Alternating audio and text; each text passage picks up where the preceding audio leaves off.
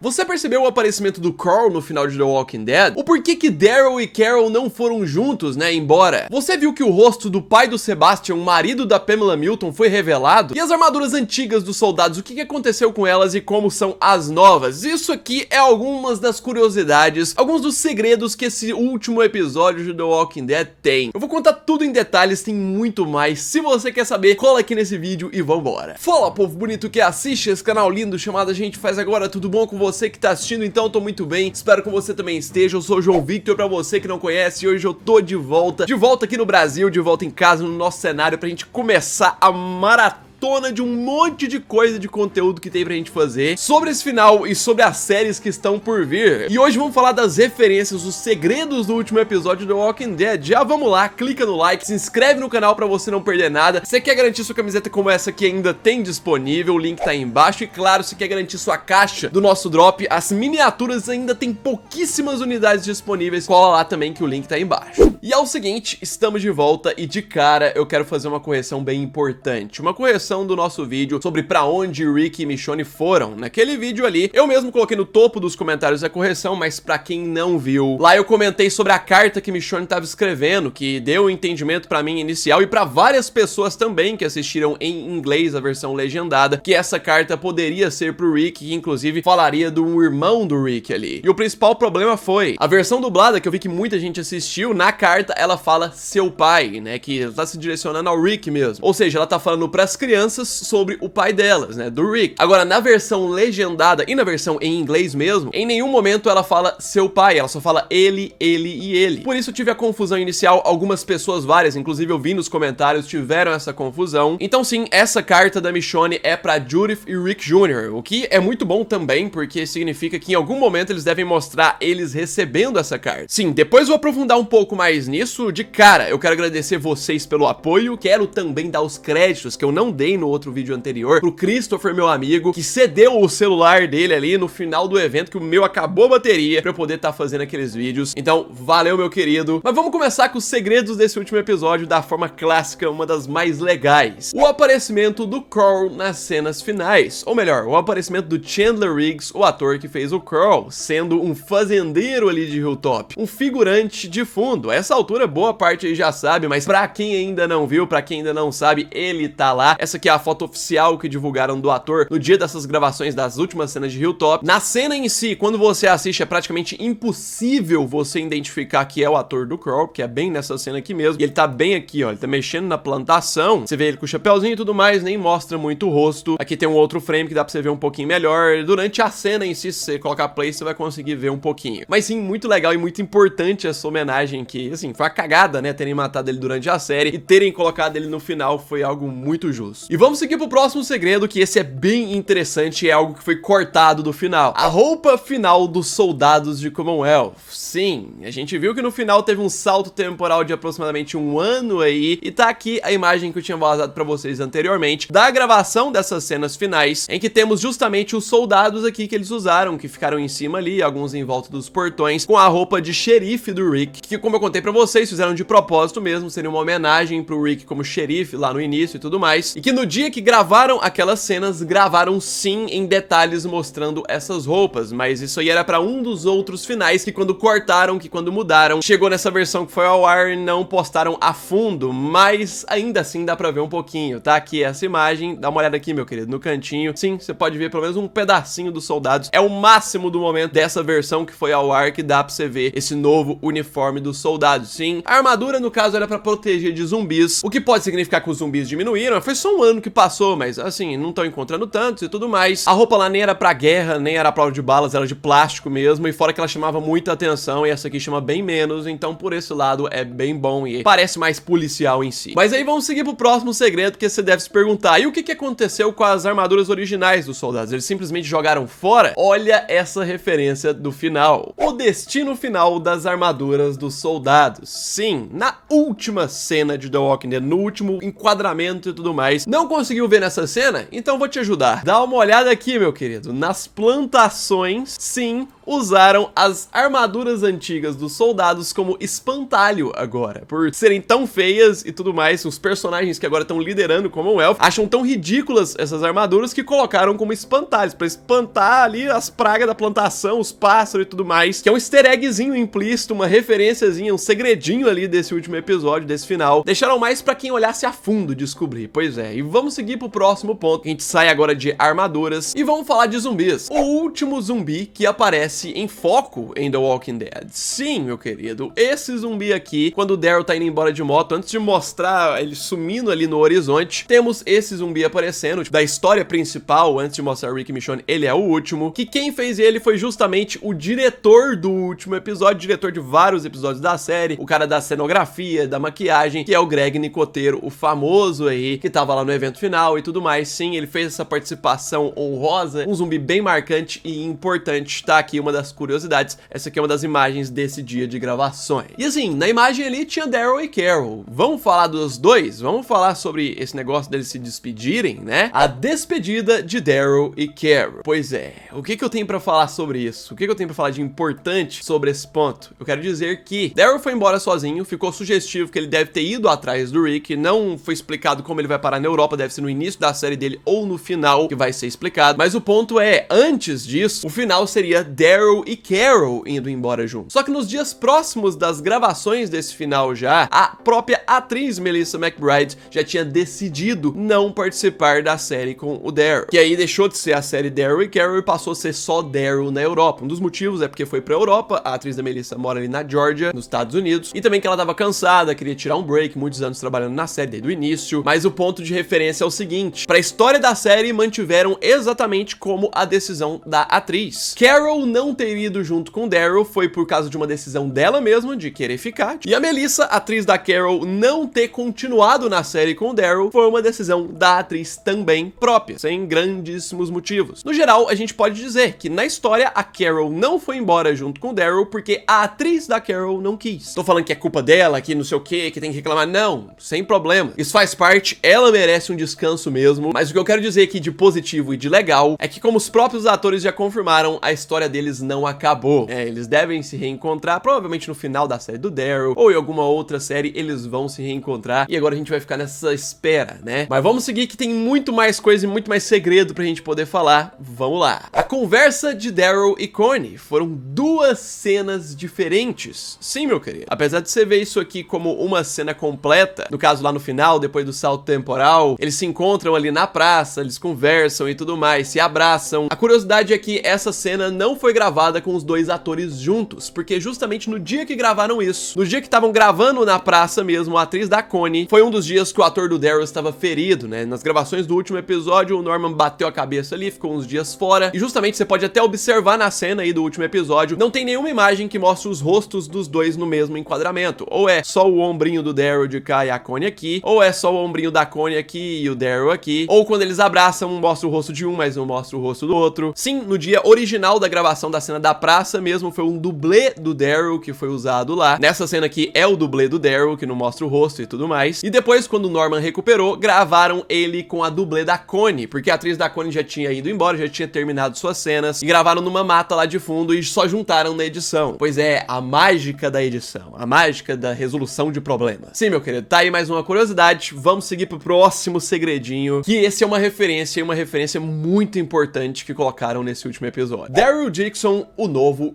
Rick Grimes. É, bem isso, meu querido. É bem nessa cena aqui, na conversa dele com Pamela Milton. Não é que ele virou o Rick Grimes em si, mas aqui ele incorporou e adaptou exatamente o que o Rick faz lá no final dos quadrinhos. Lá nos quadrinhos, pelo menos dessa parte aqui, acontece muito parecido. A Pamela ali com a sua galera apontando armas, o nosso grupo apontando armas pra ela e tudo mais. Só que aqui quem assume o papel de debater com a Pamela nos quadrinhos é o Rick, e aqui foi o Daryl. E é justamente aqui que ele fala que não adianta nada ela seguir desse jeito e tudo mais, que os mortos que são os inimigos, né, nós não somos mortos-vivos. We are not the Walking Dead. Justamente desse jeito, essa é a imagem lá dos quadrinhos, quando ele fala isso, que é um dos pontos principais, né, pra acabar com esse negócio e a Pamela ir presa lá, e é o que acontece na série. Então, com suas devidas diferenças bem grandes, eles ainda trouxeram elementos muito parecidos, colocando o Daryl ali na posição de Rick. E vamos seguir com mais curiosidades, mais segredinhos agora pra falar da Rosita. A morte da Rosita poderia ser diferente. Isso mesmo que eu tô falando pra você. Você tá vendo aqui a imagem do momento dela cercada ali pelos zumbis e tudo mais? Sim. No dia das gravações disso aqui, que eu descobri, eu não sei se teve mais ainda, mas que eu descobri, foram 3 resultados diferentes dessa morte da Rosita que gravaram. Um deles foi esse aqui, né, que a gente viu, que ela sobe, tenta escalar, ela cai no meio dos zumbis, levanta milagrosamente, sobe ali no negócio e pula. No caso, houve uma segunda vertente, que eu não sei como foi gravada, e a terceira vertente seria que Rosita nem tentaria subir no cano ali já de primeira. Subiu Eugene e Padre Gabriel, ela já subiria na ambulância e tentaria o salto. E esse salto aqui daria errado. Nessa outra vertente, durante o salto, ela cairia no meio dos zumbis, mas aí no meio da luta ela conseguiria proteger a Coco e subir. E aí viriam a mordida. Uma mudançazinha nas sequências, que como eu tinha dito pra vocês, tanto da Rosita e várias outras coisas, gravaram vários finais diferentes. Inclusive, quero falar disso já pro próximo ponto. O final sem Rick e Michonne.